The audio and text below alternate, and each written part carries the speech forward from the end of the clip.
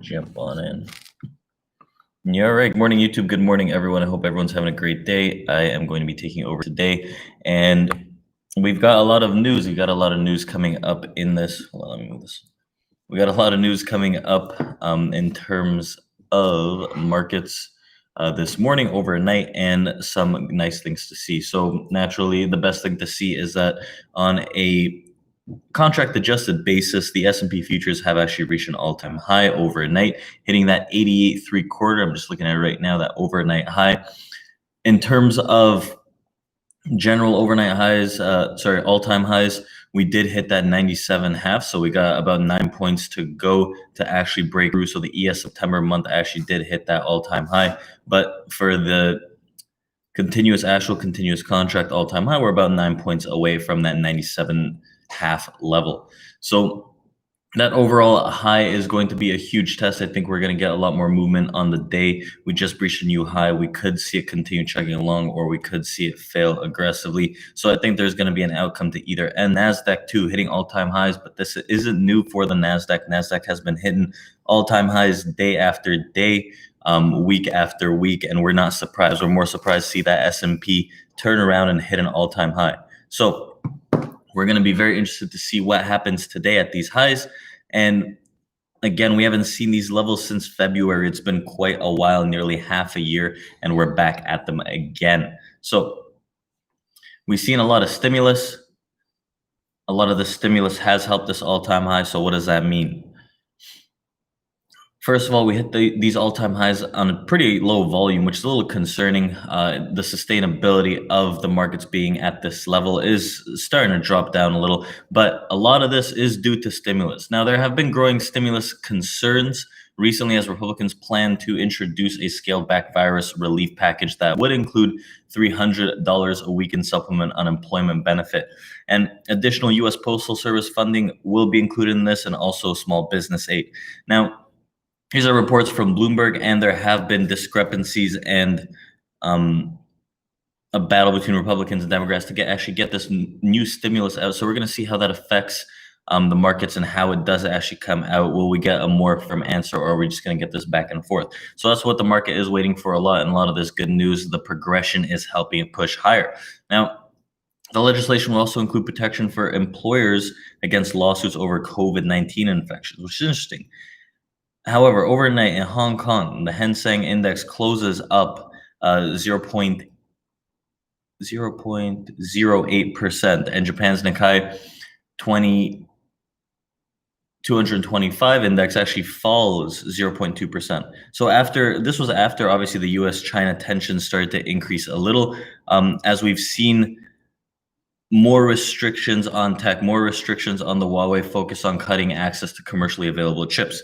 So we're going to see how this starts to play out in September, especially around the elections, as we roll over and get into that new area of the year, the last quarter. We're going to see if there is more of a back and forth with China and the U.S. as tensions increase. Will that affect the market? Most certainly, it's going to move the market to one point or another as we see the elections roll up. Biden starts to make appearances, we start to see maybe more stimulus, and it's going to be a kerfuffle of different news that's going to interest us a lot. So again, speaking of Joe Biden, we're going to see him take the podium at the Democratic National Convention while the tensions continue to rise between the U.S. and China over tech, like we said. But more restrictions were announced on Huawei, aimed to cut the company's access to available chips, and a move likely to crimp the firm's 5G base stations and smartphone business. Well, in other tech news, we've seen, again, bringing it back to China. Remember, Microsoft was bidding up for TikTok, and now we've seen competition from Oracle actually come in. So Trump on Friday ordered ByteDance to sell its U.S. assets within 90 days. Interesting. But in other news, moving away from China and tech, that may be of a lot of interest to a lot of people here is in terms of the U.S. mortgage refinancing rates. They're at the center of attention for those who are looking to actually refinance. Rather, the best rates are available for new buyers over current homeowners. So the advertised rates for the purchase of refis tracked fairly closely throughout much of 2018, 19, and 2020, according to bankrate.com. And the 30-year fixed refinancing on average mortgage was about 3.37% on Friday, which is well above the 3.14% for the rate offered for a new purchase, a new mortgage. So the rate premium for refis over purchases widened this spring after the COVID pandemic shut down the economy and pushed interest rates lower across the board. And the spread grew even bigger after Fannie Mae and Freddie Mac last week levied a new fee on lenders for most refinancings to shield themselves for potential losses. So mortgage lenders are still dealing with a flood of homeowners seeking to refinance.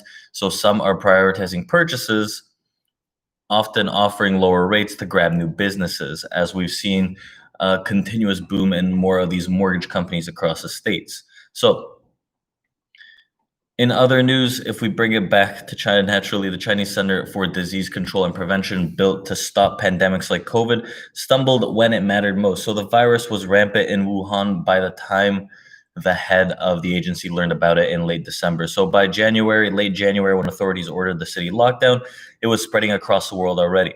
Now, in interviews with Chinese doctors, officials, and health experts, and foreign scientists and officials who have worked with China on disease control, the Wall Street Journal found, among other things, that China's CDC missed those early warning signs, as we've seen a lot of back and forth with the WHO in terms of deeming this virus non-lethal and so on and so forth. They missed the early signs because hospitals didn't enter details in a real-time system, and their technologies, the technological core of its disease surveillance efforts.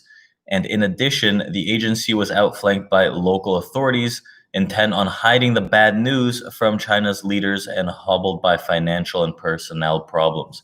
So it seems like a little more of the truth is leaking out. Who knows how much we can trust this? But what we've seen is a lot of people were skeptical about whether the numbers were real or not. And from what it seems, it's like Wuhan and major officials and health workers were actually trying to play back a lot of these signs. And this could have had a larger impact on what we could have done as a whole in a more preventive measure. However, we can see that naturally learning from this, we are in the mix of developing vaccines and whatnot. With China close to its COVID vaccine, Beijing's top officials and some of its drug makers have begun promising early access to countries of strategic interest and seeks to shore up its global standing naturally. Now, thousands of China-based executives from the US and other countries remain outside of the country due to travel restrictions, leading some to giving up hope of returning and posing operational challenges for their companies. So we've seen that naturally here in Canada and the States, where travel restrictions have led up to some of the slowdown. A lot of businesses have not come back to work yet, and we're continuing to see social distancing even throughout the next year or so. So we're going to see how that plays out, what's going to happen with that. But for the time being, against the backdrop of the global health situation, investors also remain incredibly bullish on long-term growth in terms of the art market. So that's a little more interesting of a tidbit rather than a market mover. But over 20 world records were broken in virtual auctions, and the prices for high-end works continue to soar. However, as a total wealth held in art is projected to grow 900 billion, but from 900 billion to just over 2.5 trillion by 2026, access to this asset class remains virtually unattainable. So Masterworks, founded by a serial tech entrepreneur and top 100 art collector, became the first company to allow anyone to add art to their portfolio at a cost anyone can afford. So invest in paintings like Banksy's and Monet's today have yielded quite the returns, and a lot of fund managers are starting to dive into these newer asset classes, if you will, that do hold value. In terms of other company news, for the second time this year, Boeing is preparing to offer further voluntary buyouts to its employees, extending its workforce cuts beyond the original 10% target unveiled in April. So this is what Bloomberg reported, citing an internal message from the CEO. The voluntary layoffs will be offered to workers in the plane makers commercial airplane unit, service division, and corporate operations. So Boeing began laying off about 6,700 employees in May, part of the 10% staff cuts outlined in April. So we're going to see how that affects Boeing stock and naturally the Dow. Dow is very closely tied to it. You can see right now in terms of market news as we do get ready to jump in our trading room this morning, we do have a slight pullback off these highs. We're not that far off though. We're trading above yesterday's peak, still above that previous day high, above that 83 area on the S&P 500, while oil is taking a bit of a spill. NASDAQ just recently hit an all-time high. Its new overnight high, 11,347. So quite the highs here. NASDAQ trying to chug along until that 11,400 level. We can see equities right now just pulled back slightly. So still very, very bullish on the day. Watch out. I think below these 71s on the S&P 500, we're going to start to see some downside bear move. I wouldn't be surprised to see some of this upside get faded off this morning. And we could potentially look for early morning weakness led by just a lot of profit takers, stops being hit, and then maybe see some late day rally. If we do manage to hold, however, this 88 area on the S&P, I do see us pushing back into a new high. It just seems like we need to shake out some of these late longs. So having said that, guys, gold back above the 2,000 level. We're going to watch how that plays out. We're going to have gold right now, 2017. We were thinking that maybe we might see a little more consolidation to the downside under that 1900 area, but we got a pretty strong rally. We got a lot of buyer interest back in it, and the next stop up is 2050. So we'll see how that goes. We might hit a new all-time high in gold, but for now, the bulls do have control. Having said that, we're just going to jump in the room right now with our traders, and we're going to look for some next best trades here, look at some trade ideas. And if you guys want to join us, see what we do, see how we trade, come on into the daily room. We do it every single day, every morning, right after this YouTube update. So having said that, guys, hope to see everyone tomorrow, and I hope everyone has a great trading day. Take care.